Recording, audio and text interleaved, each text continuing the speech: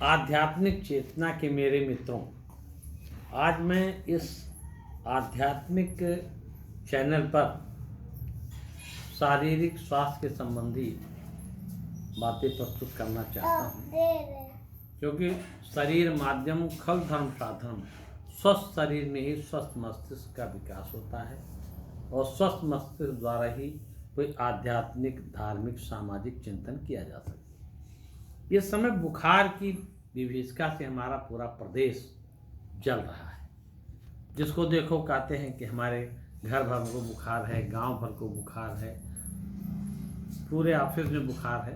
तो बुखार की एक सार्वभौमिक समस्या सी बन गई है और इससे लोग बहुत चिंतित हैं, क्योंकि कभी कभी इसमें ऐसे ऐसे लक्षण उत्पन्न होते से भीषण सर दर्द हो रहा, उल्टी आ रही है, किसी किसी को टट्टी भी आती है, किसी किसी को जोड़ों में भीषण दर्द होता है। जोड़ों का दर्द, सर दर्द तो एक सामान्य समस्या है। इसमें मांसपेशियों में भी दर्द होता है। कुछ लोग उठने बैठने में असमर्थ हो जा रहे हैं।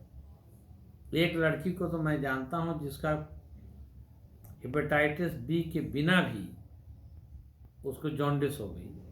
कहले का अभिप्राय है, ये जो वायरल फीवर इस समय चल रहा है, मल्टी आर्गन अफेक्ट कर रहा है और सब प्रकार के लक्षण उत्पन्न करता है।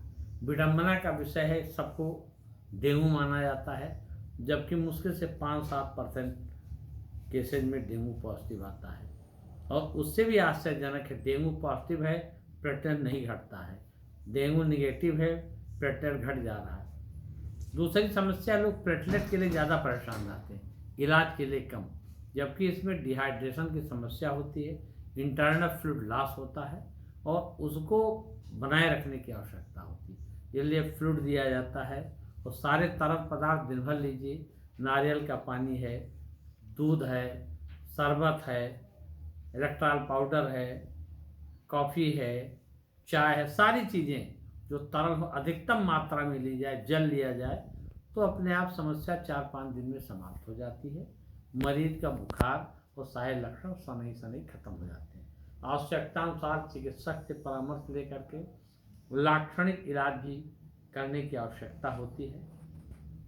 आजकल इसमें स्क्रब टाइफस नामक एक नई बीमारी जो कुटकी के काटने से होती है, ये भी वायरल ही है और इसमें देखा गया है कि डॉक्सीसाइक्लिन को अगर लिया जाए सुबह शाम तो वो ज़्यादा लाभप्रद रहता है हर जगह। लेकिन इसके इलाजा टेस्ट की व्यवस्था नहीं है। इलाजा टेस्ट ही कॉमन माना जाता है।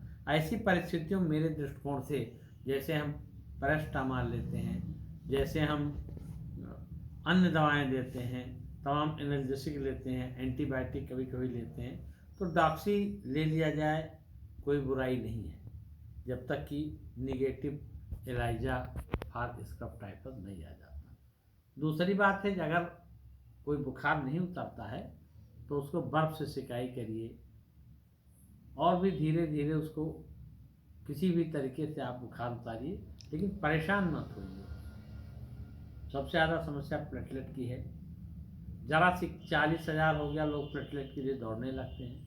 मैं राजकीय सेवा में था, तमाम सिफारिशें राजनेताओं की, प्रशासनिक अधिकारियों की, मेरे रिश्तेदारों तक से आती, इनको प्लेटलेट दिला दिया जाए। जबकि मेरा अनुभव है कि 20,000 तक तो कभी प्लेटलेट चढ़ाने की आवश्यकता ही नहीं रहती।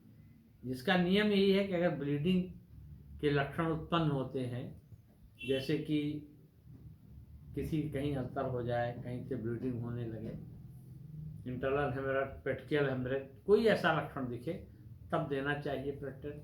लेकिन लोग ज़्यादा इसके लिए पैनिक होते हैं। 20,000 के नीचे तो कोई आवश्यकता कभी भी नहीं पड़ती।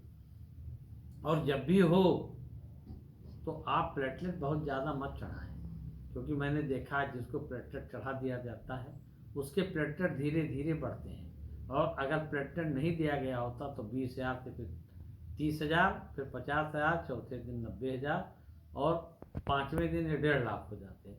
और जिसको प्लेटलेट दिया जाता है वो धीरे धीरे गति से बढ़ता है। तो इसलिए मेरा सबसे अनुरोध है, इसके लिए परेशान ना हो, सम्यक चिकित्सक से इलाज कराएं और 5 दिन 7 दिन में जो व्यवस्था है, जो चिकित्सक बताता है, उसका पालन करें और बिल्कुल भयभीत ना हो। इस बुखार से सभी ठीक हो जाएंगे। अगर उन्होंने थोड़ा सा ध्यान दिया। बहुत बहुत धन्यवाद।